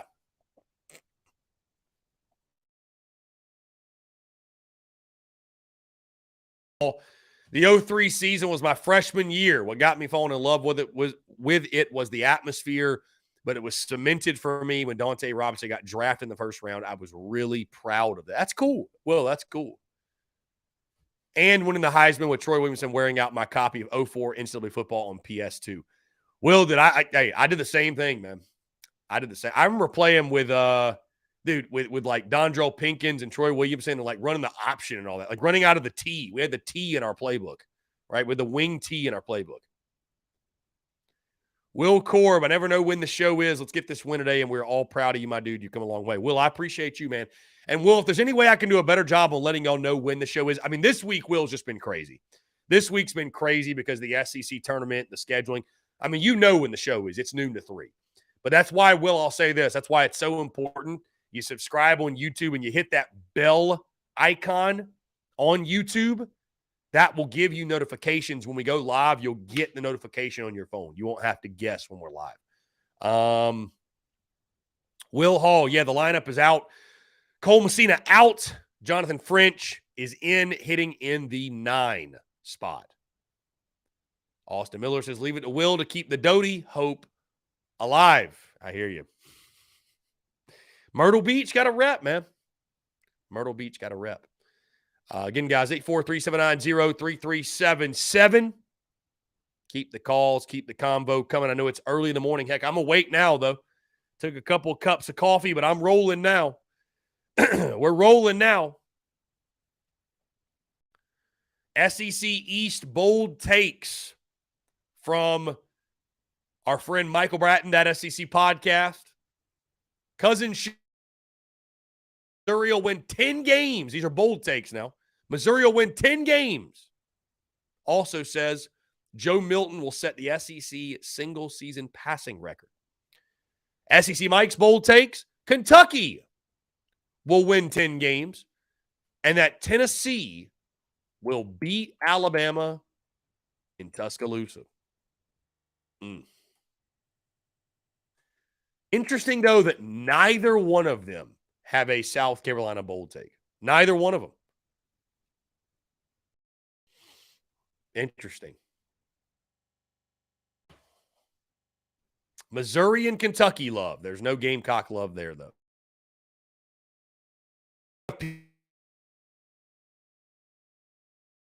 Schedule is scaring them off the Gamecocks.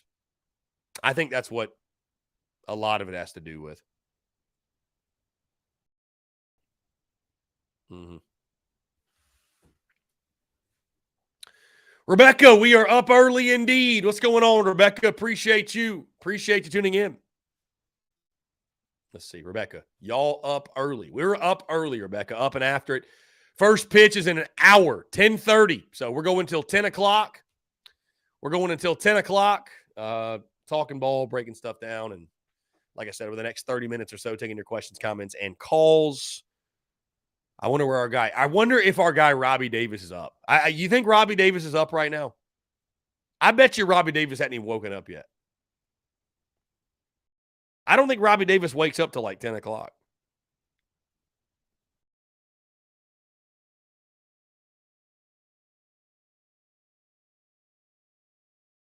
Oh, my God, dude. Today is the – oh, my gosh.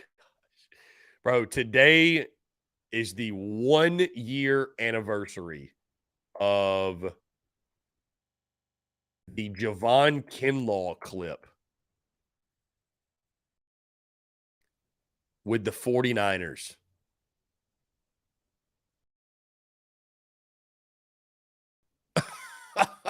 Okay. 1 year ago. Oh, my goodness. That's crazy, bro. My nut's bigger than yours. My nut's bigger than yours.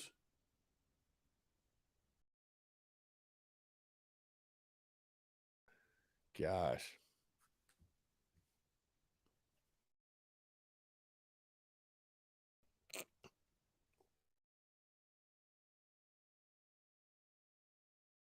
Is it still choppy? I mean, I don't know.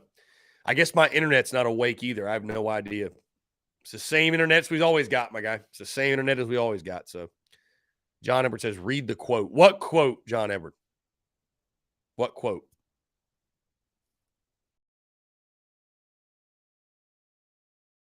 I don't know. Maybe the computer's not awake either.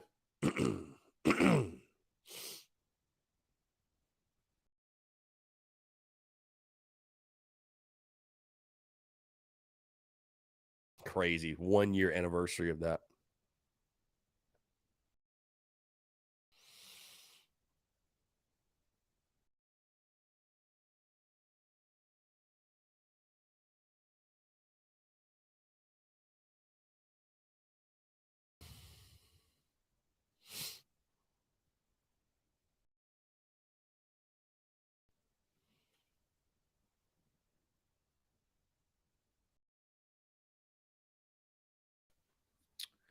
Let's see. Anyways, guys, who's coming out the bullpen today? Says Gamecock Fanatic. That's a great question. That's a great question, man. Maybe Cade Austin. Maybe I think you go back to Cade Austin, Gamecock Fanatic. Oh, John Ebert. No, this is John Ebert. This is a year ago. Kinlaw went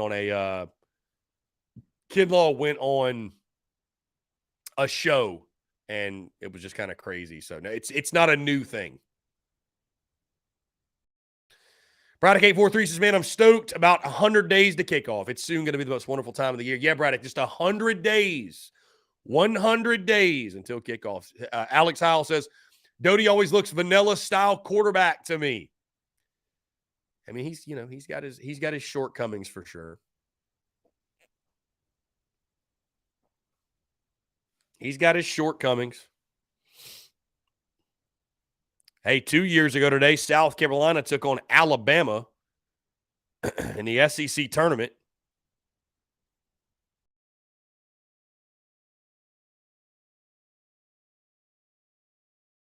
Hawks or something like that in an inning in the SEC tournament. So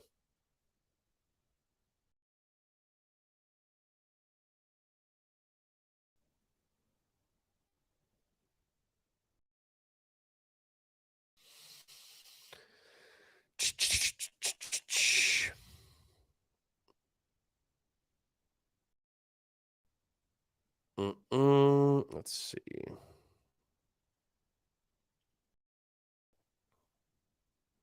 Okay, there we go. Let's see. Rebecca says this is too dang early. Is it too early?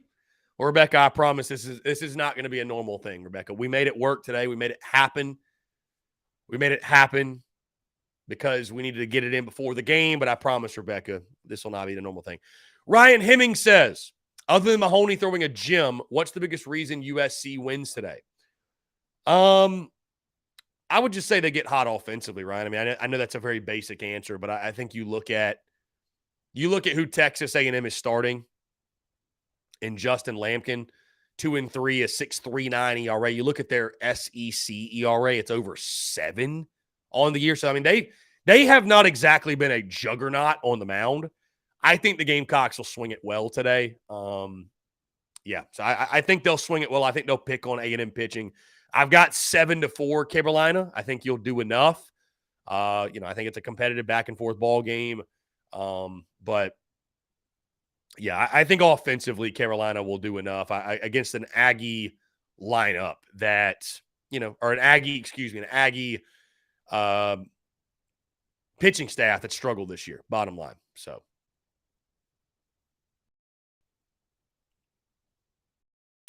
Austin Miller says, Cox go yard twice today. I'll take that. I'll take that, my friend. I will take that in a heartbeat.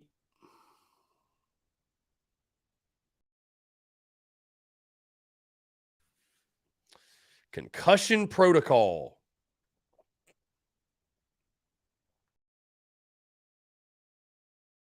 for Cole Messina.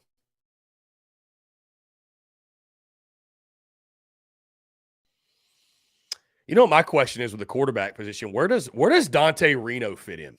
You know what I mean? Where does Dante Reno fit into this whole quarterback thing? I mean, is he a guy that we feel like is Dante Reno gonna factor in? Does he compete for snaps realistically? I mean, or are we just all set on this is going to be the Lenora Sellers show? You know what I mean?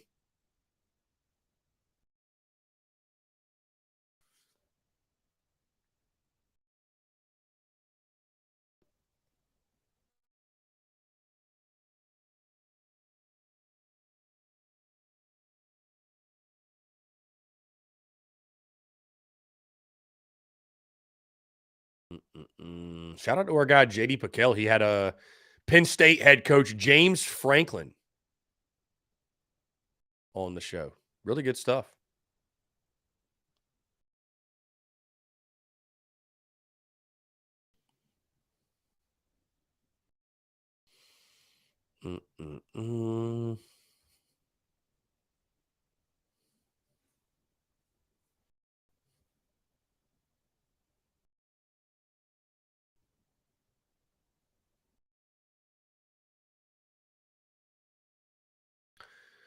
Let's see. Rebecca says, I'm not fully awake. I need to take my meds, and I haven't even had my sweet tea, Rebecca. Jeez. I'm sorry to hear it. Just have it before 10:30. Gamecock Fanatic, is it true from what I've heard that Sanders and Chris Veach will be back for the NCAA tournament? I mean, I definitely think Veach. I didn't even know he was still, I guess the hips bothering him maybe. Yeah, I would imagine both guys will be good. Will Hall, so good to see Petrie bomb one out yesterday. You're right. Yeah, it was.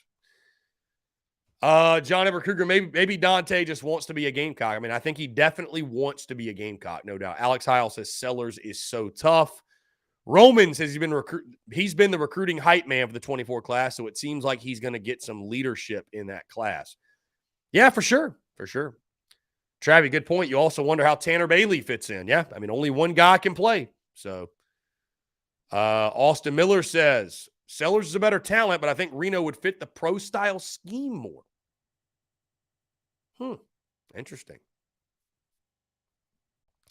Will Hall, Reno definitely can be primed to be the guy his senior year. I mean, if he sticks it out. Do guys stick it out like that anymore? I mean, Alex Heil received an autographed football from Beamer. You did. Very nice. Okay. Travi, Tanner Bailey, heck, I wonder how all of our quarterbacks fit in. We have history as of late. Get these 4-star guys, and I don't know, it just never seems to work out. So hopefully we buck that trend here very, very, very soon. Let's see. Yeah, again, hopefully we buck that trend very, very soon.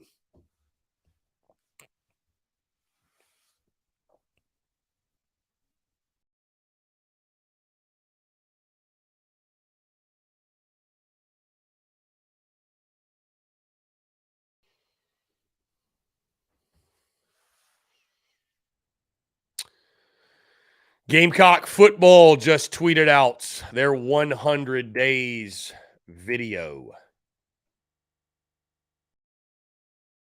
100 days until Carolina. Yep, they just threw that video.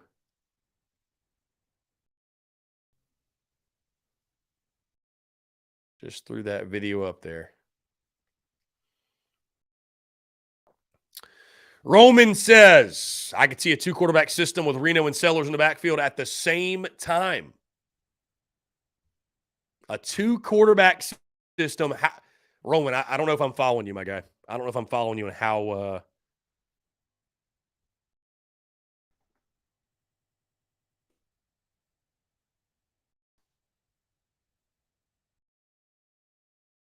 I don't know how that would work out, Roman. I got to be honest. I'm not really following you there.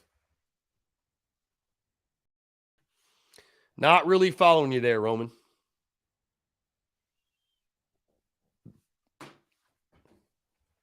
Rebecca says, I'm not fully awake. Ethan says, Athlon picks Kai Kroger as a preseason first-team All-American. Hopefully, he gets the respect he deserves this year. It was weird last year that he wasn't on like the – what awards did he not win? All of them that he should have won? The Ray Guy Award? How does somebody else – how does somebody else get that? I don't –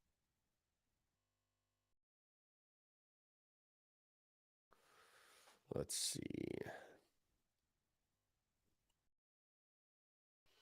Let's see what D1 Baseball's got to say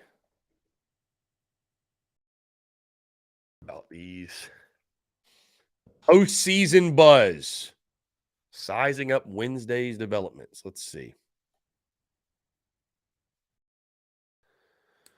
The SEC tournament featured a trio of fantastic games. 2 of those games between likely top 16.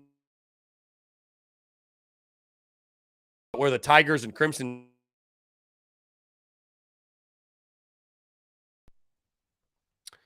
Meanwhile, South Carolina lost to LSU but received a gift with both Big 12 hosts dropping out thanks to dipping RPIs in the mid-20s. The Gamecocks really need to take care of business against A&M in an elimination game to bolster their hosting chances. So, okay. No projections necessarily.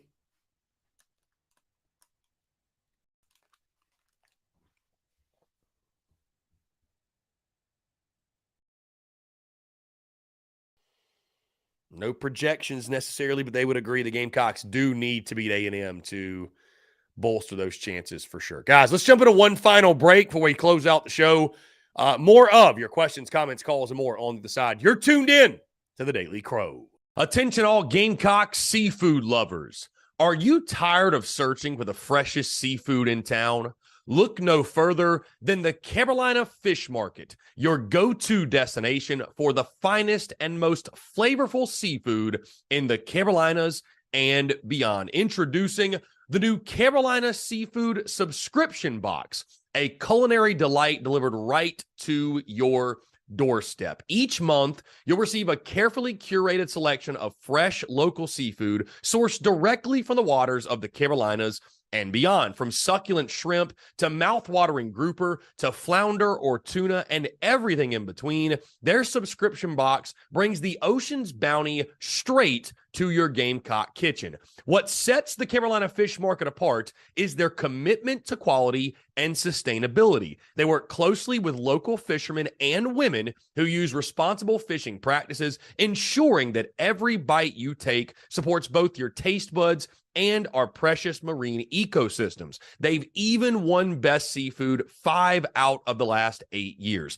But that's not all. They're offering free shipping to all TSUS listeners on every Carolina Seafood subscription box, making it even easier for you to indulge in the flavors of the coast. Experience the convenience and joy of having fresh seafood delivered right to your door without any of the hassle. Don't miss on this incredible opportunity to elevate your culinary adventures with the Carolina Fish Market's Carolina Seafood Subscription Box. Join the seafood enthusiasts across the nation who are savoring the taste of the Carolinas, one delectable bite at a time, and just in time for Father's Day. Visit their website today at carolinafishmarket.com. That's carolinafishmarket.com, and embark on a seafood journey like no other. Freshness, flavor, and convenience await you. Order your Carolina Seafood Subscription Box now and use the promo code SPURSUP, that's SPURSUP, for $10 off your first purchase. Again, that's promo code SPURSUP, SPURSUP, for $10 off your first purchase. The Carolina Fish Market, where taste meets the ocean.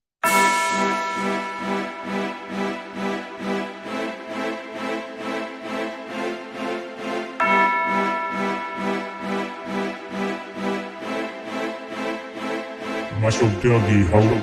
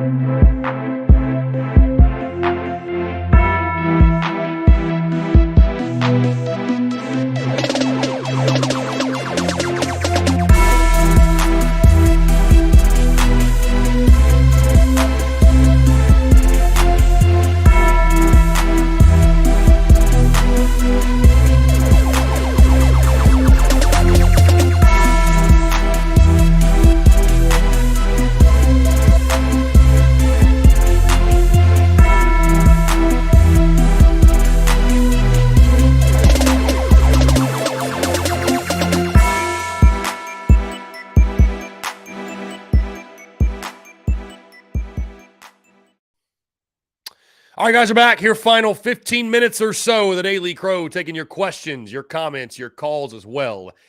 843-790-3377. That's 843-790-3377 here on this Thursday, May the 25th, 2023. Gamecock Fanatic says, another interesting thing if we do win today and use Mahoney and Kate Austin, that only leaves Becker for tomorrow. I think if we get a big lead today, we don't use Cade and we save him until tomorrow. I mean, you got to be strategic, Gamecock Fanatic. You got to think about it that way for sure when you're going through tournament play. Todd Smith, what's up, my man? How are you? Just getting after it, Todd, here on this Thursday morning. We've been after it since 8 a.m. Let's see.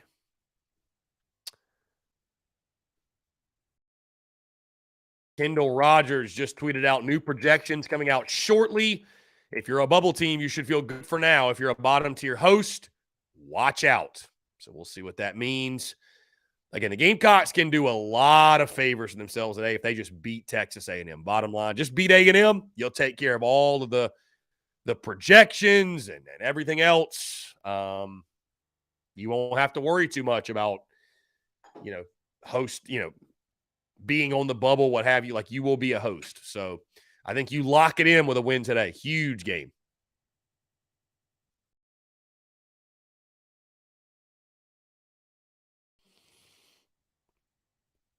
Ryan says, would like to see Kingston call some hit and runs, get aggressive on the base pass today. Put some early pressure on the pitcher and force the Aggies defense to make plays. I agree with you.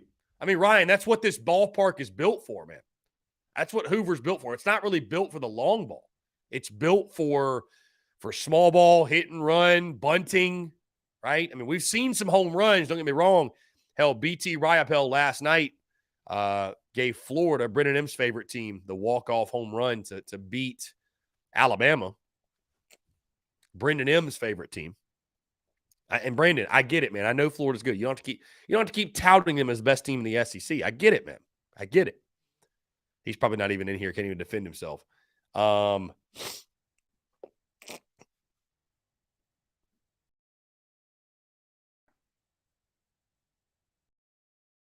see. Austin Miller says Mizzou's a must-win this year simply from a pride standpoint. We can improve as a program, or we can't improve as a program until we can regularly beat those kind of teams.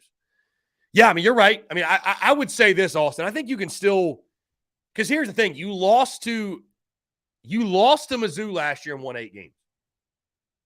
I would say South Carolina improved as a program from this time last year to – so I think you can improve as a program. But, I mean, you're right. To take the next step, you're talking about 9, 10 wins, you got to beat them.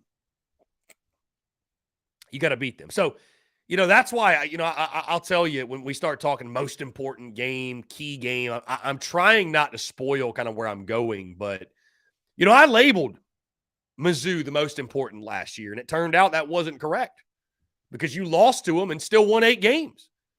You still had a very successful season. Heck, I said last year, you don't beat Mizzou, I just don't see how you can have a successful season. Well, I mean, you did.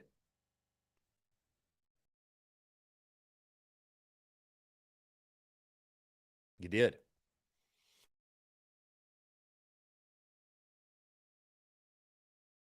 NCAA 24 video game will include the transfer portal. I know we spoke on that yesterday, but I just saw it again.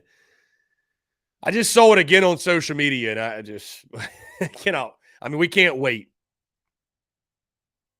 We can't wait for the game. Going to be incredible. Guys, we're officially at 100 days. 100 days until kickoff. 100 days till Carolina football. We might even run like a little sale today, just for 100 days.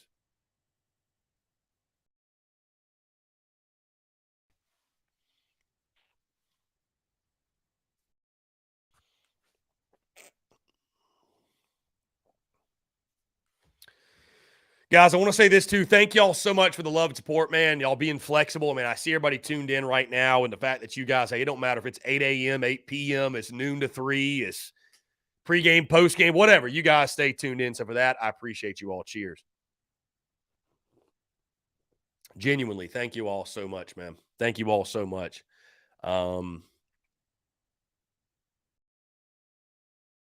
Oot, Frank. Yes, sir. Hey, football Frank. 100 days, my guy. 100 days. 100 days. And just to give you guys some heads up, I've picked the W today. Looking ahead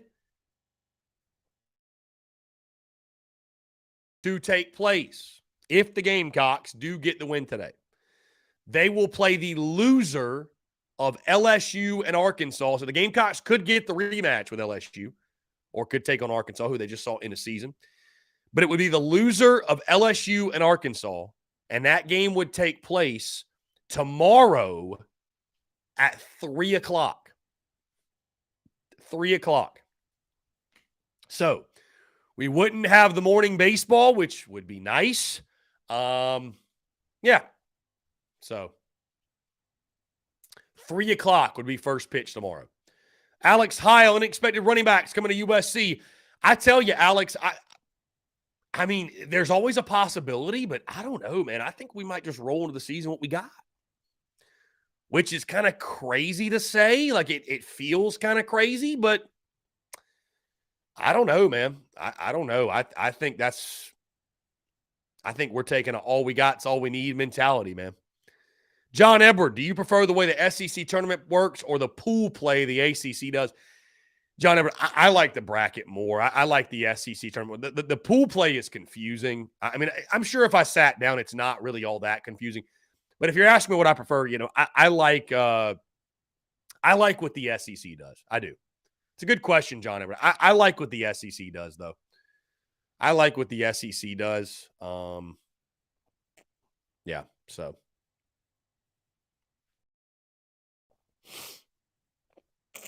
Let's see.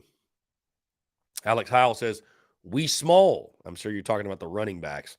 Rebecca says, somebody call Robbie Davis and wake him up. That's hysterical. Dude, Robbie Davis is going to be so upset when he wakes up and realizes the show is over. That's so funny, man. I mean, listen, I posted it last night on social media. I posted it last night, man.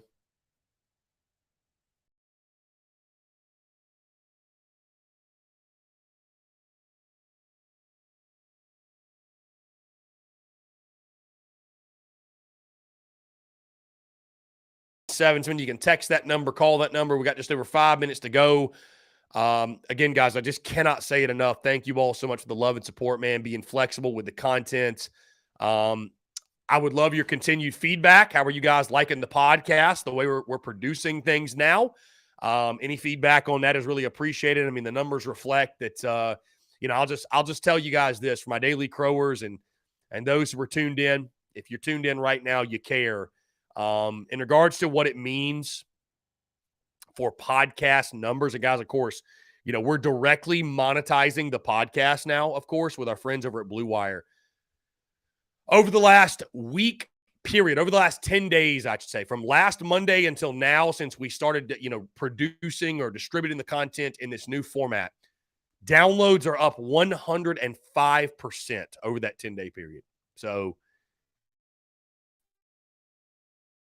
the proof's in the pudding, man. I cannot say thank y'all enough that it's incredible. I expected this to have massive success.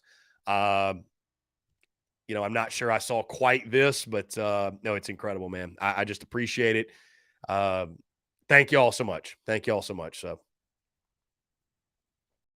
Todd Smith, the Kerryon Joyner 1,000-yard year at RB1. God, Todd, can you imagine that, my friend? That is a bold take. I mean, here's the problem with it, though, Todd Smith.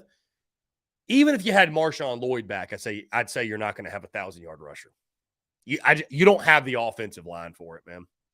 I hate to say that, Todd Smith. I feel like I'm saying that all the time, but you don't have the O-line for it, in my opinion.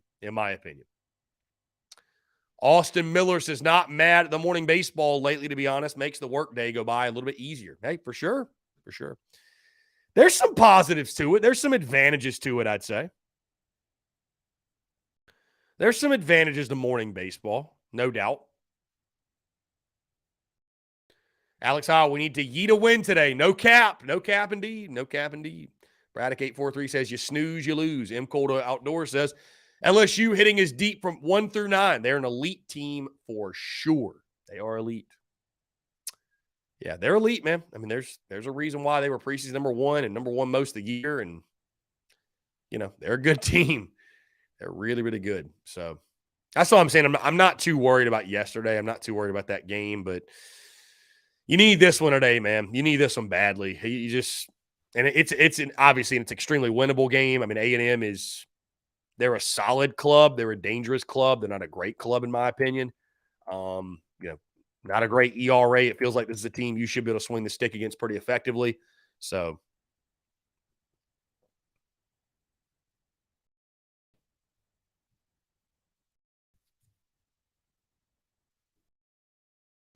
Let's see.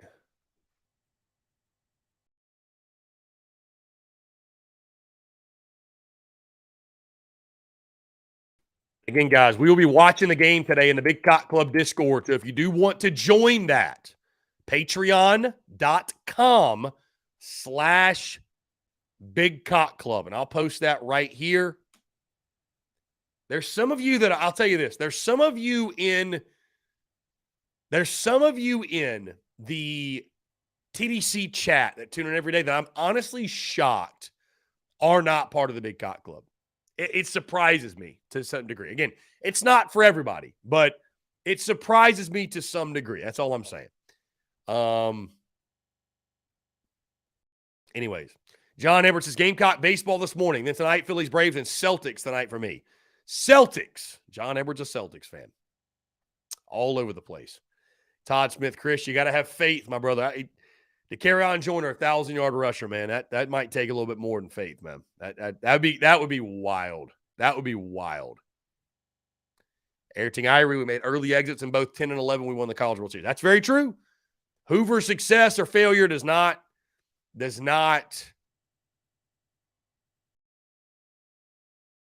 mean much of anything, to be honest with you.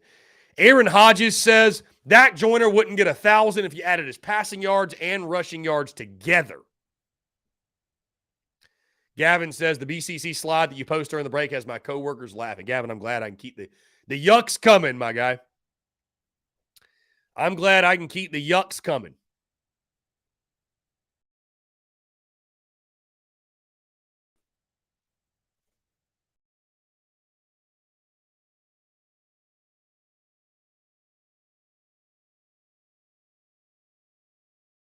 Let's see. Braddock says, man, that picture of our wide receivers, Leggett and Wells, are huge. Yeah, bro, that was crazy. I mean, Wells is big, but Leggett, dude, Leggett's a beast.